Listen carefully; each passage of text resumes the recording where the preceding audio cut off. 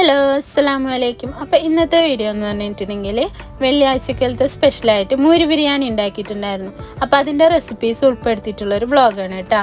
ഞാൻ ആദ്യം കാണിച്ചില്ലേ, അത് ബോബിവിയിൽ അതാണ് കേട്ടോ മൂരി. അതുപോലെ തന്നെ ബീഫും ഉണ്ട്. ലുലുവിൻ്റെ തന്നെ ഫ്രോസൺ ആണ്, പക്ഷെ നാട്ടിൽ അതേ ടേസ്റ്റാണ്. ഇവിടെ നമ്മൾ പാകിസ്ഥാനി ബീഫ്, ഇന്ത്യൻ ബീഫൊക്കെ ഇങ്ങനെ മേടിച്ചാലും ആ ഒരു നാട്ടിലെ ഇറച്ചിയുടെ ആ ഒരു ടേസ്റ്റ് കിട്ടാറില്ല. പക്ഷെ ലുലുവിൻ്റെ ഈ ഒരു ഇതിന് നാട്ടിലെ ഇറച്ചിയുടെ അതേ ടേസ്റ്റാണ് കേട്ടോ. അപ്പം നമ്മളിവിടെ കുറേ നാളായിട്ട് ഇത് തന്നെയാണ് കേട്ടോ മേടിക്കാറുള്ളത്. അപ്പം ഞാൻ എന്താ എല്ലാം ബിരിയാണികൾക്കും കച്ചമ്പറികൾക്കും ഒക്കെ വേണ്ടതെല്ലാം അരിഞ്ഞു വെച്ചിട്ട് ആദ്യം തന്നെ ഇനി നമുക്ക് ഈ മൂരിറച്ചി ഒന്ന് വേവിച്ചെടുക്കാം. അതിനുവേണ്ടി ഇഞ്ചി, വെളുത്തുള്ളി, പച്ചമുളക് ഇച്ചിരി കൂടുതലിട്ടിങ്ങാനിട്ട് അരച്ചെടുത്തതും, പിന്നെ തക്കാളി എടുത്തിട്ടുണ്ട്, സവാള എടുത്തിട്ടുണ്ട്. ഒരു വലിയ തക്കാളിയും ഒരു മീഡിയം സവാളയാണ് കേട്ടോ എടുത്തിരിക്കുന്നത്. ഇനി ഇതെല്ലാം കൂടെ ഒന്ന് കുക്കറിലേക്ക് ഇട്ട് കൊടുക്കാം.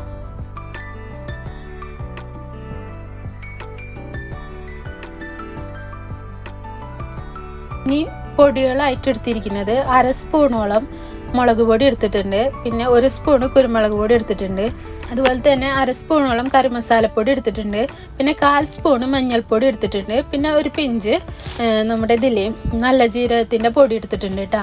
ഇനി പൊടികളെല്ലാം കൂടെ കുക്കറിലേക്ക് ഇട്ട് കൊടുക്കാം. എരിവ് കുറച്ചും കൂടെ അധികം വേണമെന്നുണ്ടെങ്കിൽ കുരുമുളക് പൊടിയും മുളക് പൊടിയും കുറച്ച് അധികം എടുക്കാം കേട്ടോ. എനിക്കൊരു അബദ്ധം പറ്റിയത് എന്താണെന്ന് വെച്ചിട്ടുണ്ടെങ്കിൽ ഞാൻ പച്ചമുളക് കുറച്ച് അധികം അരച്ചിട്ടാണ് ഇഞ്ചി വെളുത്തുള്ളി പേസ്റ്റ് ഉണ്ടാക്കിയത്. അപ്പോൾ അതിൻ്റെ എരിവ് ഉണ്ടാവുമെന്ന് വിചാരിച്ചിട്ട് പൊടികളുടെ അളവ് കുറച്ചിട്ടുണ്ടായിരുന്നു, പക്ഷേ എരിവ് പറ്റ കുറഞ്ഞിട്ടുണ്ടായിരുന്നു. കാരണം ആ മുളകിന് വിചാരിച്ച അത്ര എരിവ് കിട്ടിയിട്ടുണ്ടായിരുന്നില്ല.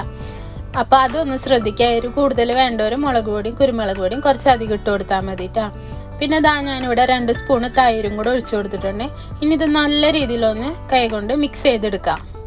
1/2 കിലോ ഇറച്ചിയാണ് കേട്ടോ ഞാനിവിടെ എടുത്തിട്ടുള്ളത്. പിന്നെ ഇതിനകത്തേക്ക് നമുക്ക് ആവശ്യത്തിന് ഉപ്പും കൂടെ ഇട്ട് കൊടുക്കണം കേട്ടോ. പുളിയില്ലാത്ത തൈര് വേണം കേട്ടോ ഒഴിച്ചു കൊടുക്കാനായിട്ട്.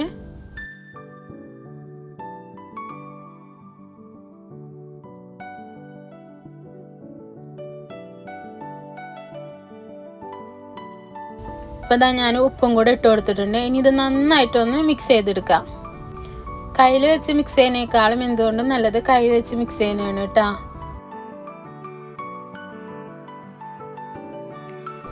ഇനി നമുക്ക് കുക്കർ അടച്ചിങ്ങാനിട്ട് ചെറിയ തീയിൽ വേവിച്ചെടുക്കാം കേട്ടോ. അപ്പോൾ ഓരോ കുക്കറിനും ഓരോ വിസിലല്ലേ. ഇപ്പോൾ എൻ്റെ ഏകദേശം 2 വിസിലൊക്കെ വേവുന്നുണ്ട് കേട്ടോ. അപ്പോൾ അത് നിങ്ങളുടെ കുക്കറിൻ്റെ എങ്ങനെയാണോ അതിനനുസരിച്ച് അത് വേവിച്ചെടുക്കാം. ഇനിയിപ്പോൾ നമുക്ക് ചോറിലേക്ക് വേണ്ടത് വറുത്തെടുക്കാം കേട്ടോ. അണ്ടിപ്പരിപ്പ്, മുന്തിരിയും സവാളയും വറുത്തെടുക്കാം. അപ്പം ഞാൻ ഒരു വലിയ സവാളയാണ് കേട്ടോ എടുത്തിരിക്കുന്നത്. അതുപോലെ 3 സ്പൂണ് നെയ്യും 3 സ്പൂണ് വെളിച്ചെണ്ണയും കൂടാണ് കേട്ടോ അതിനകത്ത് ഒഴിച്ചിരിക്കുന്നത്. അത് ചൂടായി വന്നപ്പോൾ അതിനകത്തേക്ക് അണ്ടിപ്പരിപ്പ് ഇട്ട് കൊടുത്തിട്ടുണ്ട്. അതൊരു ബ്രൗൺ കളറായി വന്നപ്പോൾ അതിനകത്തേക്ക് ഞാൻ മുന്തിരിയും കൂടെ ഇട്ട് കൊടുത്തിട്ടുണ്ട്.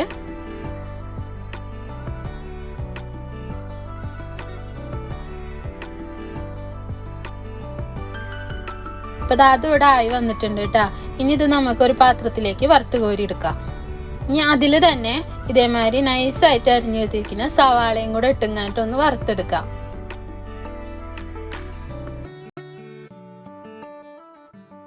സവാള അവിടെ വറുക്കാൻ വെച്ച നേരം കൊണ്ട് ഞാൻ കച്ചമ്പറിൽക്കുള്ളത് ഉണ്ടാക്കിയെടുക്കണം കേട്ടോ. അപ്പോൾ അരിഞ്ഞു വെച്ചിരിക്കുന്ന പച്ചമുളക്, തക്കാളി, ക്യാരറ്റ്, ക്യുക്കമ്പർ, അതുപോലെ തന്നെ സവാള, ഇത്രയാണ് കേട്ടോ കച്ചമ്പറിൽക്ക് എടുത്തിരിക്കുന്നത്.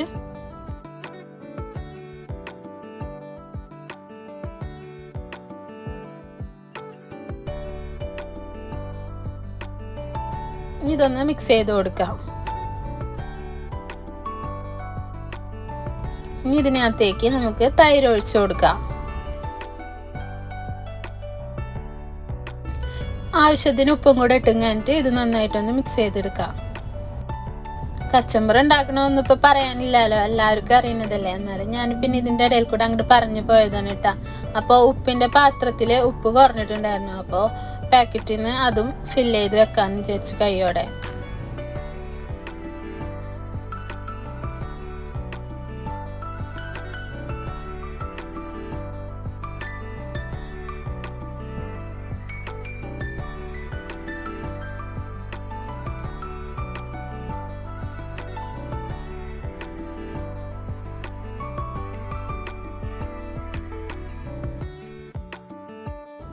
അങ്ങനെ കച്ചമ്പർ ഇവിടെ റെഡി ആയിട്ടുണ്ട് കേട്ടോ. അതിനിത് നമുക്ക് അടച്ച് മാറ്റി വയ്ക്കുക.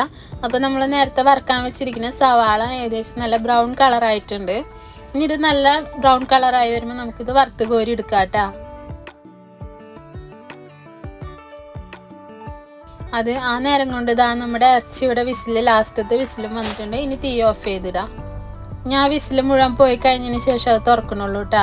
അപ്പോൾ സവാള മുഴുവൻ അവിടെ വറുത്ത് കോരി എടുത്തിട്ടുണ്ടായിരുന്നു. ഇനി പരിക്കുള്ള വെള്ളം അടുപ്പത്ത് വയ്ക്കുക.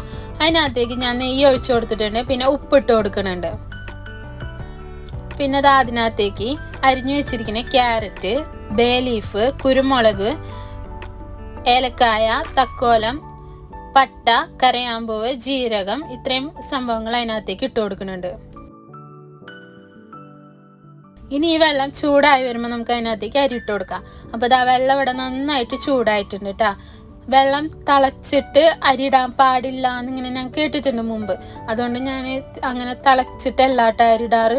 വെള്ളം നന്നായിട്ട് ചൂടായി വരുമ്പോൾ അരി ഇട്ട് കൊടുക്കും. എന്താണ് അങ്ങനെ പറയണേന്ന് എനിക്കറിയില്ല. പക്ഷെ വെള്ളം തിളയ്ക്കുമ്പോൾ അരി ഇടാൻ പാടില്ല എന്നിങ്ങനെ കേട്ടിട്ടുണ്ട് മുമ്പ്.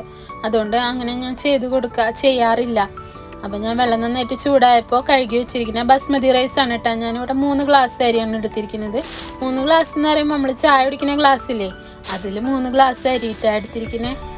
അപ്പോൾ ഇതാ നമ്മുടെ ചോറൊക്കെ ഇവിടെ വെന്ത് വന്നിട്ടുണ്ട് കേട്ടോ. ഒരു 3/4 ഭാഗം വേവാകുമ്പോൾ നമുക്കിത് ഊറ്റാട്ടാ. കാരണം നമ്മൾ ദമ്മിടുമ്പോൾ ഒന്നും കൂടെ കുറച്ച് വേവും. അപ്പോൾ ഫുള്ള് വേവിലെടുത്ത് കഴിഞ്ഞിട്ടുണ്ടെങ്കിൽ അത് ഭയങ്കരമായിട്ട് വെന്ത് കുഴയും. അപ്പോൾ ഇതാ ഞാനിവിടെ ചോറ് ഊറ്റിയെടുക്കണം കേട്ടോ. ഇതാ ചോറൊക്കെ ഇവിടെ ഊറ്റിയെടുത്തിട്ടുണ്ട്.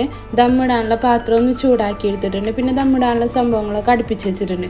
നേരത്തെ വറുത്ത് കോരി സവാള, അണ്ടിപ്പരിപ്പ്, മുന്തിരി, അതുപോലെ തന്നെ ഇത് വറുത്ത് കോരിയിട്ടുണ്ടായിരുന്ന നെയ്യില്ലേ, അതൊരു പാത്രത്തിൽ മാറ്റി വെച്ചിട്ടുണ്ട്. അതുപോലെ ഫുഡ് കളർ, യെല്ലോ കളർ കുറച്ച് പാലിൽ മിക്സ് ചെയ്തെടുത്തിട്ടുണ്ട്. വെള്ളത്തിലായാലും കുഴപ്പമില്ല കേട്ടോ.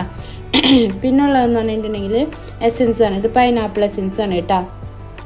പിന്നെ മല്ലിച്ചപ്പും പുതിനയും കൂടെ ചെറുതാക്കി എരിഞ്ഞത് ഇതൊന്ന് മിക്സ് ചെയ്ത് വെക്കുന്നുണ്ട്.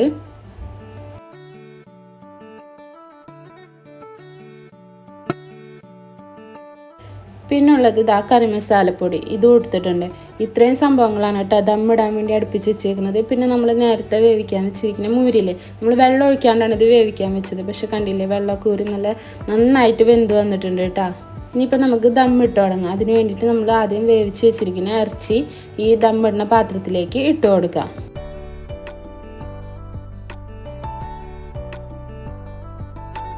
കുറച്ച് ഗ്രേവിയോടുകൂടെ തന്നെ ആണ് കേട്ടോ ഇട്ട് കൊടുക്കുന്നത്. കാരണം അടിയിലല്ല ഇട്ട് കൊടുക്കണേ. അപ്പോൾ എന്താ പറയുക, ചൂട് തട്ടുമ്പോൾ ഗ്രേവി അധികം ഇല്ലാന്നുണ്ടെങ്കിൽ അടി പിടിക്കും. അപ്പോൾ ആ വേവിച്ച് വെച്ച് അതേ ഗ്രേവിയോടുകൂടെ തന്നെ ഇട്ട് കൊടുക്കുന്നുണ്ട്. വറ്റിക്കാനൊന്നും നിന്നിട്ടുണ്ടായിരുന്നില്ല കേട്ടോ. ഇനി ഇത് നന്നായിട്ട് എല്ലാ ഭാഗത്തേക്കും ഒന്ന് പരത്തി കൊടുക്കുക.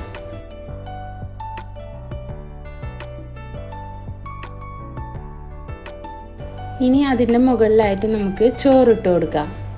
ഞാൻ ആദ്യം ഈ കയ്യിലുകൊണ്ടാണ് ഇട്ട് തുടങ്ങിയിരുന്നത്. പക്ഷെ അത് കഴിയുന്നുണ്ടായിരുന്നില്ല പെട്ടെന്ന് തീർക്കാൻ വേണ്ടിയിട്ട്. അപ്പോൾ ഇനി ഞാൻ ഈ കയ്യിൽ മാറ്റിയിട്ട് ഒരു ചെറിയ പ്ലേറ്റ് വെക്കുന്നുണ്ട് കേട്ടോ.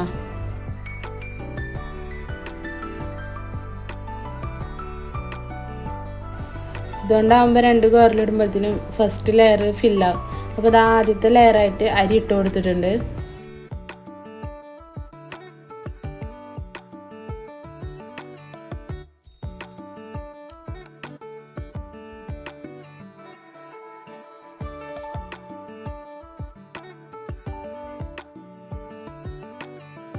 ഇനി നമുക്ക് നേരത്തെ കളർ മിക്സ് ചെയ്ത് വെച്ചിട്ടില്ലേ, അത് അതിൻ്റെ മുകളിലായിട്ട് കുറേശ്ശെ ഒഴിച്ചു കൊടുക്കുക.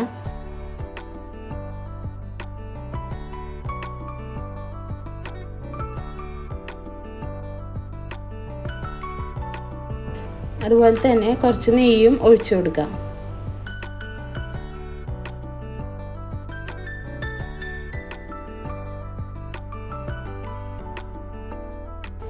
പിന്നെ പൈനാപ്പിൾ എസൻസ് ആണ്, അത് കൂടിപ്പോകരുത് കേട്ടോ. ഒരു ഇത്തിരിക്കോളം അതും ഒന്ന് ഒഴിച്ചു കൊടുക്കുക. പിന്നെ ഞാൻ കറി മസാലപ്പൊടി കുറച്ചൊന്നും എടുത്തുങ്ങാനിട്ട് മുകളിലായിട്ടൊന്ന് ഇട്ട് കൊടുക്കുന്നുണ്ട്. പിന്നെ അത് കഴിഞ്ഞിട്ട് വറുത്ത് വെച്ച സവാളയും അണ്ടിപ്പരിപ്പും മുന്തിരിയും ഇട്ട് കൊടുക്കുന്നുണ്ട്.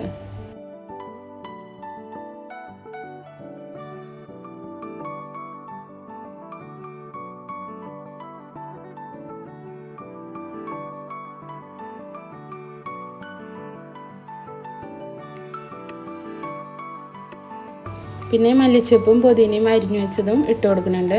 ഇനി ഇത് കഴിഞ്ഞിട്ട് അടുത്ത ലെയർ ചോറും കൂടെ അതിൻ്റെ മുകളിൽ ഇട്ട് കൊടുക്കാം.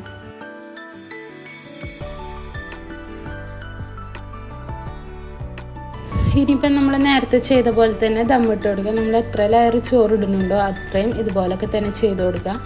ഇവിടെ 2 ലെയറിനുള്ള ചോറുള്ളൂ, പക്ഷെ ഞാൻ 3 ലെയറാക്കി അത് ഇട്ടുന്നുള്ളൂ കേട്ടോ.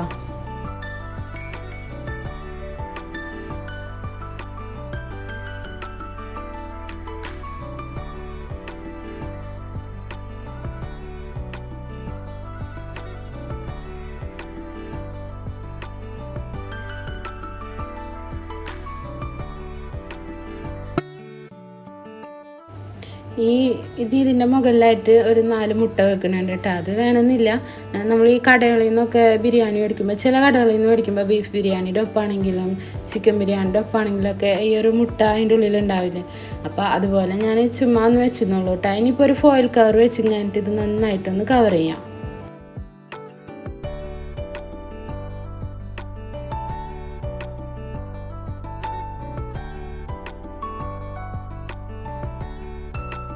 ഇനി ഒന്ന് മൂടിങ്ങായിട്ട് നമുക്ക് ഗ്യാസ് അടുപ്പുമ്മലാണ്, ഇവിടെ അടുപ്പൊന്നുമില്ലല്ലോ, നമ്മൾ ഗ്യാസ് അടുപ്പുമ്മലാണ് കേട്ടോ ദമ്മിടുന്നത്. അപ്പോൾ ഗ്യാസിന് കത്തിച്ചിങ്ങായിട്ട് അതിൻ്റെ മുകളിൽ ഇതുപോലെ ഇരുമ്പിൻ്റെ ഒരു പാൻ വെച്ച് കൊടുക്കുന്നുണ്ട്. അത് കഴിഞ്ഞിട്ട് അതിൻ്റെ മുകളിലാണ് കേട്ടോ ഈ ചോറ് ദമ്മിട്ട പാത്രം വെച്ച് കൊടുക്കണേ. ഇനി ഇതൊരു 10-15 മിനിറ്റ്, ഒരു 20 മിനിറ്റോളം അവിടെ ദമ്മിൽ കടന്നോട്ടെ കേട്ടോ. ഒരു 10-15 മിനിറ്റ് കഴിഞ്ഞപ്പോൾ ഞാനത് ഓഫ് ചെയ്തു കേട്ടോ. അങ്ങനെ റാശി പള്ളിയിൽ നിന്ന് ഇറങ്ങി വന്നപ്പോഴത്തേനും എൻ്റെ നിസ്കാരവും കാര്യങ്ങളൊക്കെ കഴിഞ്ഞിട്ടുണ്ടായിരുന്നു. അപ്പോഴത്തേനും ഇത് പാത്രമൊക്കെ ചൂടാറിയിട്ടുണ്ടായിരുന്നു കേട്ടോ. അപ്പോൾ നമ്മൾ ആ ദമ്മൊന്ന് പൊട്ടിച്ചെടുക്കുകയാണ്. ഇടയിൽ എൻ്റെ സൗണ്ട് പോകുന്നുണ്ട്, അതാണ് ഇങ്ങനെ മാറി മാറി കളിക്കുന്നത്. ഒരു പനിയും കഫക്കെട്ടും അതൊക്കെ ആയിട്ട് നല്ല സുഖമായിരുന്നു. മാറി വരുന്നുള്ളൂ. അപ്പോൾ സൗണ്ട് ഇപ്പോഴും ശരിയായിട്ട് വരുന്നില്ല, ഇടയ്ക്ക് സൗണ്ട് പോവും. അപ്പോൾ അതാ നമ്മുടെ ദമ്മൂടെ പൊട്ടിച്ചെടുത്തിട്ടുണ്ട്. നല്ല അടിപൊളിയായിട്ട് കിട്ടിയിട്ടുണ്ട് കേട്ടോ ബിരിയാണി. പക്ഷെ ഒരു കുഴപ്പം പറ്റിയെന്താണെന്ന് വെച്ചിട്ടുണ്ടെങ്കിൽ എരിവ് കുറഞ്ഞു, നല്ല രീതിയിൽ എരിവ് കുറവായിരുന്നു. ഞാൻ ആ മുളക് നല്ല എരിവുണ്ടാവുമെന്ന് വെച്ചിട്ട് ഇട്ടതാണ്, പക്ഷെ അതിന് എരിവ് കുറവായിരുന്നു. അപ്പോൾ ഇതാ നമ്മുടെ ബിരിയാണി ഇവിടെ സെറ്റ് ആയിട്ടുണ്ട്. ഇനി ഇത് ഞാൻ ബിരിയാണി ഇങ്ങനെ ഫുള്ളായിട്ട് മിക്സ് ചെയ്യണം കേട്ടോ ചെയ്യുക. അതല്ല മുകളിൽ നിന്ന് ചോറ് മാത്രം മിക്സ് ചെയ്ത് മാറ്റണമെങ്കിൽ അങ്ങനെ ചെയ്യാം കേട്ടോ. ഇതിപ്പോൾ എല്ലാവരും ഈ രീതിയിലൊക്കെ തന്നെ ആയിരിക്കുള്ളൂ അല്ലേ വെക്കണത്. എന്നാലും ഞാൻ ഉണ്ടാക്കിയപ്പോൾ ജസ്റ്റ് ഒന്ന് വീഡിയോ ഇട്ടതാണ് കേട്ടോ.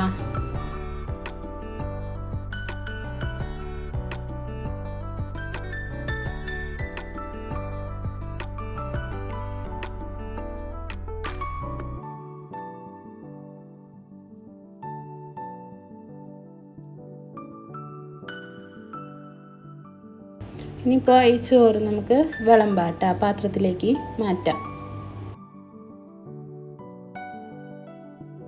അപ്പോൾ ഇതാ നമ്മുടെ ഫുഡൊക്കെ ഇവിടെ സെറ്റാക്കി വെച്ചിട്ടുണ്ട്. ബിരിയാണി, കച്ചമ്പർ, അച്ചാർ, പപ്പടം, പിന്നെ ഈ ഒരു പുഡിങ്ങില്ലേ, ഇത് അറേബ്യൻ ബ്രെഡ് പുഡിങ്ങാണ് കേട്ടോ. അടിപൊളി ടേസ്റ്റാണ് കേട്ടോ.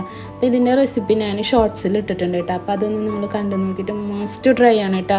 നമ്മളൊരു സ്പൂൺ ഇങ്ങനെ കഴിച്ച് നോക്കിയിട്ടുണ്ടെങ്കിൽ കഴിച്ചുകൊണ്ടേയിരിക്കും. അങ്ങനെ ഒരു സംഭവമാണ് കേട്ടോ. അപ്പോൾ ഇന്നത്തെ വീഡിയോ ഇത്രയൊക്കെ തന്നെ ഉള്ളൂ കേട്ടോ. നമ്മുടെ വെള്ളിയാഴ്ചക്കാലത്തെ കുഞ്ഞു വിശേഷങ്ങളൊക്കെ ഉൾപ്പെടുത്തിയിട്ടുള്ളൊരു വ്ളോഗാണ്. അപ്പോൾ വീഡിയോ നിങ്ങൾക്ക് ഇഷ്ടപ്പെട്ടിട്ടുണ്ടെങ്കിൽ ഒന്ന് ലൈക്ക് ചെയ്യുക, ഷെയർ ചെയ്യുക, കമൻറ്റ് ചെയ്യുക, സബ്സ്ക്രൈബ് ചെയ്യുക, അടുത്തുള്ള ബെല്ലൈക്കൺ ഒന്ന് അമർത്തി കൊടുക്കുക. അപ്പോൾ നമ്മൾ പുതിയ വീഡിയോ ഇടുമ്പോൾ നിങ്ങൾക്ക് നോട്ടിഫിക്കേഷൻ വരും. അപ്പോൾ പുതിയൊരു വീഡിയോ ആയിട്ട് അടുത്ത ദിവസം തന്നെ കാണാം കേട്ടോ.